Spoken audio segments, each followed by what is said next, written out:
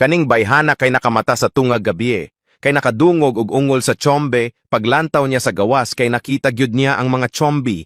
Tagad-dayon siya nitawag og pulis. Pag-abot sa mga pulis, di man diay tinuod nga tsyombe. Nagkostyum raman diay sila og nanayaw.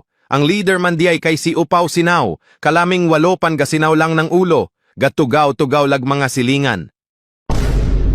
Kaning bayhana kay ni ambak sa building kay gibulagan uyab, pero nikusog ang hangin ug nabalik siya sa sulod sa laing apartment.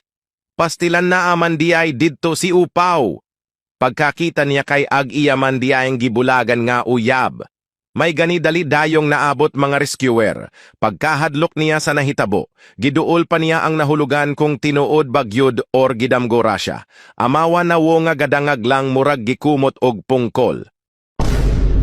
Sa unang panahon ay gaingon nga ang bao kay pedi ramuhawa sa ilang balayan. Dayon mo balik rapud.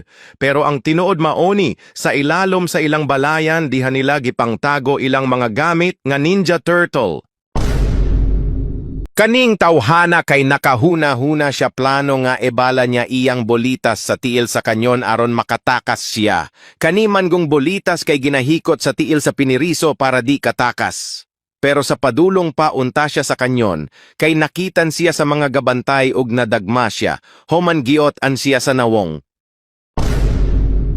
Kung atakehon ka og halas, pagdupa-dupa dayon, ing na ang halas nga dakpako dayon ay gatake ananya lihaya dayon humandagan, ayaw pagbinugo nga magpundo raka dayon imong sumbag-sumbagon kay malikosan raka, makaigit gyud kas kasakit, ang ako lang matambag dagan kutob sa imong makaya bahalag magkautot-utot.